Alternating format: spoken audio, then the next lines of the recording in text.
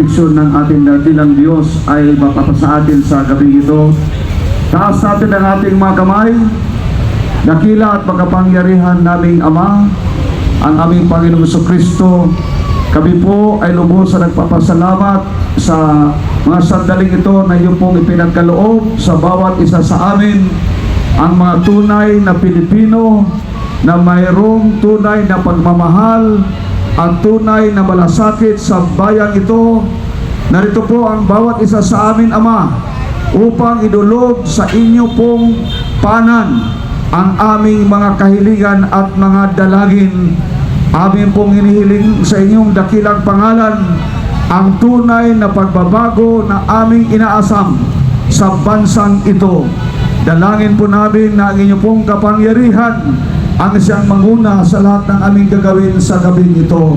Dalangin din po namin, Ama, lahat ng mga kapatiran namin, mga Muslim, Kristiyano, anuman ang kailang siktarin o paniniwala, kaming lahat ay nagkakaisa sa gabing ito. Sapagkat ang pagtitipon ito ay hindi lamang pagtitipon ng taga-QGC.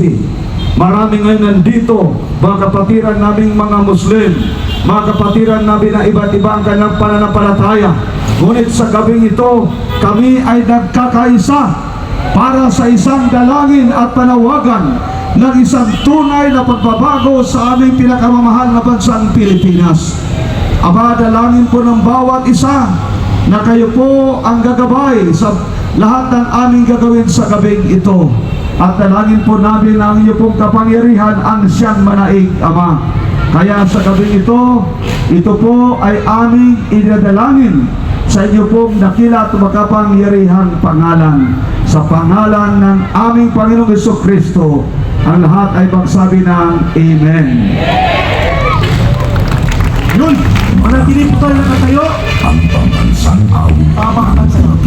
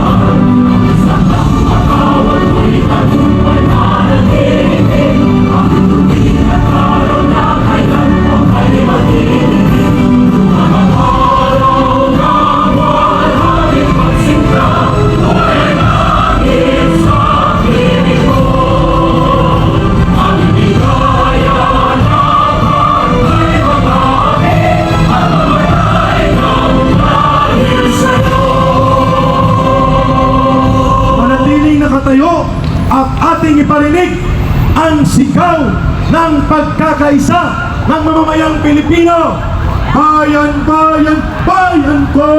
Bayan, bayan, bayan ko! Di patapos ang laban mo! Di patapos ang laban mo! Gobyernong manloloko! Gobyernong manloloko! Labanan mo, patalsikin mo! Labanan mo, patalsikin mo! More lively, buhay na pagsigaw! Bayan, bayan, bayan ko! Bayan, bayan, bayan ko! Di patapos ang laban mo! Di patapos ang laban mo! Gobyernong magnanakaw! Gobyernong magnanakaw! Labanan mo, palayasin mo! Labanan mo, palayasin mo! One more time! Bayan, bayan, bayan ko! Bayan, bayan, bayan ko! Di patapos ang laban mo! Di patapos ang laban mo! Gobyerno ng mga adik at pangad! Gobyerno ng mga adik at pangad! Labanan mo, sipain mo! Labanan mo, sipain mo! Yun, Brother Franco! Take your seat! Simula na, Brother Franco! Alam natin sa mga sandaling ito, marami nang di makapagpigil sa kanilang mga hinaisang pamahalaan. At ito na ang pagkakataon na kung sino pa na gustong magsalita na mapapakinggan ng taong bayan kung ano ba ang nararanasan ng totoong Pilipino. Kaya sa mga sandaling ito o maya-maya pa ay makakasama natin mula sa iba't ibang sektor ng lipunan, mula sa religious group, mula sa I think meron din tayong mga farmers. Mga farmers at mga manggagawa at mga urban poor Correct. na darating po sa gabi ito. At bago magsimula ang daloy ng ating mga pagpupulong na ito, pinapasalamatan natin ang unti-unting pagtitipon papunta na rito ang iba pang nanggagaling sa kanilang opisina at sa mga paaralan. Palakpakan natin! Yun ang pinakamaganda dito ka, Eric. Pang ilang araw na ba to? I think, is it pang the 5th day? 4th day. Fourth day, that's correct. So pang-4 na araw pa lamang to, pero nakikita na natin na unti-unting umuusbong ang dami ng mga tao sapagkat mula sa inyo, magsisimula ang totoong daluyan ng pagkakaisa at pagmulat ng bawat Pilipino para makita nila kung sino ang nagtalaga sa kanila sa posisyon. Yes, para simulan ang ating pulong ng taong bayan sa liwasang Bonifacio at ilantad ang kabaliwan ng nababaliw na gobyerno ni Marcos. Tatawagin natin ang former Undersecretary sa gobyerno dati ni Pangulong Duterte at ngayon National Coordinator ng Marcos Alice Chan Movement, si kasamang Ben Ranque.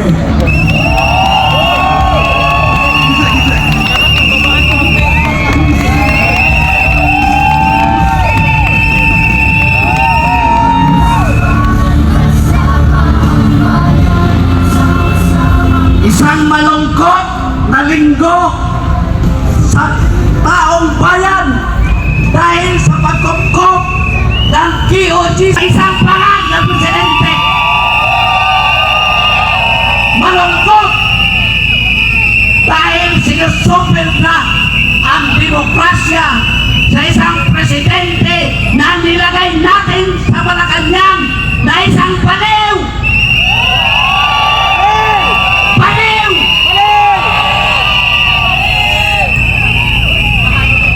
Anong pakay nila doon sa KOGC compound? Bakit hanggang ngayon hindi pa sila umalis at gusto nata silang manirahan doon? Mga walang iya! Kapal ang mukha! Di ba? Bangag! Bangag! Nagsisimbolo yan na gagawin nila ang isang malagim na pangyayari na kagagawan ng isang bangag na presidente para magkaroon na sila ng dictatorial regime at martial law sa ating bansa. Ginawa nilang ehemplo ngayon ang Davao City, lalo na sa QOGC compound.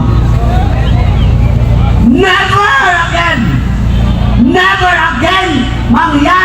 mangyari ang kadiliman ng Marcos dictatorship. We will not repeat the September 21 history. We will reverse. Never again! Never again! Never again! Never again! Never again! Never again! Martial worse! Isang bangag na presidente na magiging diktador. Papatayin nilang tayong lahat. Never again! Never again! Never again! Never again! Kaya sinasabi ng ating movement, Marcos, umalis ka na dyan! Umalis ka na! Layas! Layas! Salot ka ng bayan! Salot ka ng bayan! Marcos, salot! Nagkasalutan! na mga kasalot-salutan! Marcos salot na mga kasalot-salutan! Marcos salot na mga kasalot-salutan! Di ba? Tayo at isa sa mga malalaking grupo na 7 million members ang KOGC ang tumulong na ilagay sa pwesto sa Malacanang. Pero dahil sa kabalagan, dahil sa kaadikan, dahil sa kasabugan, nakalimutan niya kung sino ang naglagay sa kanya sa pwesto. Di ba tayong lahat nandito at sa buong Pilipinas ating mga kasama? Tama! Tama! Kung tayo ang naglagay sa kanya sa Malacanang, tayo din ang hihira sa kanya palabas sa Malacanang. Palabas sa Malacanang. Marcos, alis! Hindi ka namin kailangan. Ang mga pangyayari sa ating bansa, ang kaguluhan ngayon, ang kahirapan ngayon, ang paglaganap ng kriminalidad, ang paglaganap ng illegal na droga ay dahil sa kabangagan ng namumuno ngayon sa bansa. Bangag Marcos, Baliw Marcos, alis ka dyan! Alis! Layas! Alis! Layas! Marcos! Alis! Layas! Marcos! Alis! Layas! Marcos! Alis! Layas! Bakit ba? Bakit ba ang KOGC compound ang kanyang interest ngayon? Anong nandun dyan? Bakit wala naman ang kanilang hinahanap? Bakit hanggang ngayon nandyan pa sila? Eh, ang bisa lang ng kanilang papel ay arrest warrant. Eh, wala naman doon ang personal na tao na kanilang hinahanap. Tama! Bakit andyan pa sila? Tapos, yung court order ng TRO, temporary protection Order! hindi nirespeto ng mga bangag na pulis ni Marcos dahil utos ng bangag na presidente. Pertubo! Bangat! Baliw! Pertubo! Bangat! Baliw! Pertubo! Baliw! Baliw! Pertubo! Bangat! Baliw! Si Marcos! Entonces, bakit pa natin patagalin ang isang baliw na pangulo na namumuno sa atin, sa bansa natin? Gusto pa natin ang isang bahag na pangulo na mamumuno pa sa atin? Yan! Kaya nga, manindigan tayo sa buong Pilipinas, lahat ng taong bayan na ayaw ng baliw na pangulo, sisigaw, Marcos, alis dyan! Marcos, alis dyan! Marcos, alis dyan!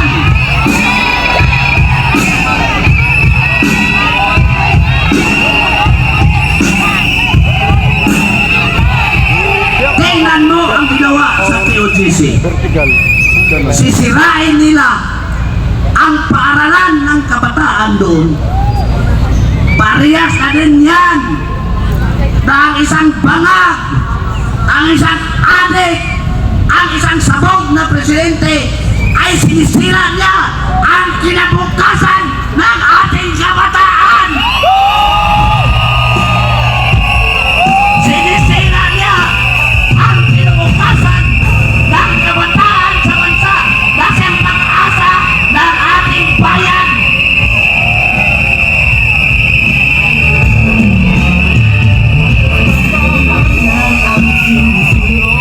Nagpapatunay lang na wala na sa katinuan ang presidente ngayon. Hindi ko na siya tinawag na presidente. Tinapos ko na. Nung kampanya, gumawa ako ng Marcos Sara Duterte Alliance sa pag-nanais na kanan natin. Isa siya sa makatulong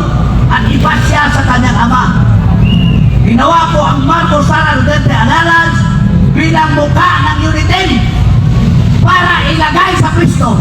Pero nung malagay na sa pwesto, bahala nang kinalimutan nila tayo. Basta hindi sinusopen ang demokrasya sa bansang Pilipinas. Sinusopen ang demokrasya sa bansang Pilipinas dahil may sakit. Dahil may sakit ang presidente. Anong sakit niya? Bakit naging bangag siya?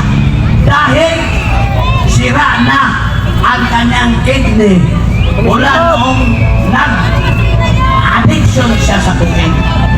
So kung nasisira na yan, at araw-araw na cocaine, nasisira yung utak, kaya wala na siyang fitness to govern the country bilang presidente.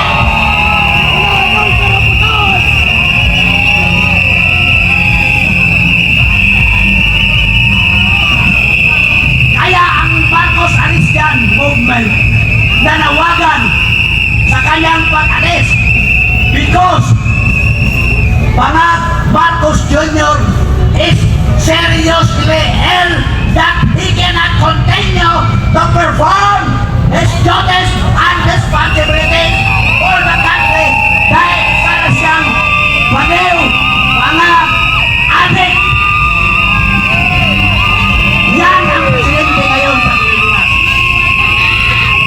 Kaya sinasabi ko, inaalok ko ang mga kabinete, ang ating kasundaluhan, ang ating matitinong kapulisan, ang ating mga simbahan, lalo na ang Catholic Bishop Conference of the Philippines.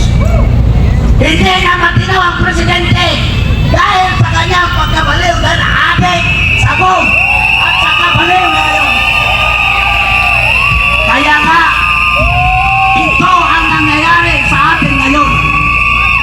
So karapat-dapat lamang na lahat tayo tumindig sa buong Pilipinas at isigaw, Marcos Alis! Marcos Alis! Marcos Alis! Marcos Alis! Marcos Alis! Kakantahin natin. Meron akong ituro sa inyo na kanta. To the tune of YMCA. Marcos, ito. Marcos, umalis ka na dyan. Marcos. Ito mo na. Ano muna tayo? Sample Okay. na tayo! Mga brothers and sisters! Kailangan po natin mag-uminta!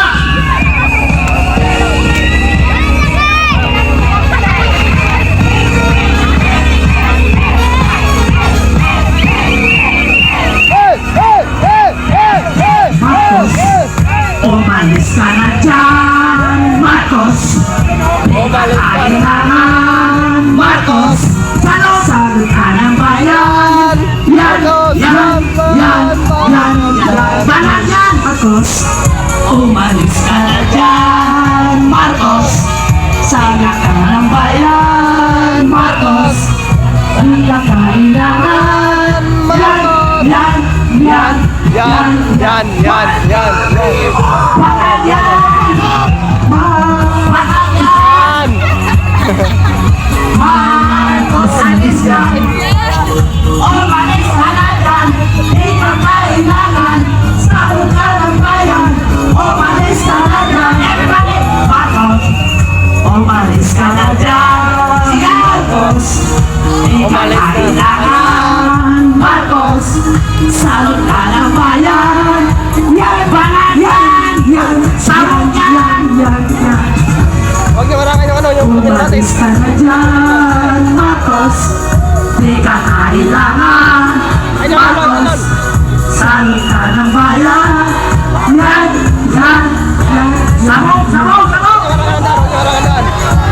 O, sutukin niya dyan, Marcos. Di ka kailangan, Marcos. Sutukin niya na! Yan, yan, yan, yan.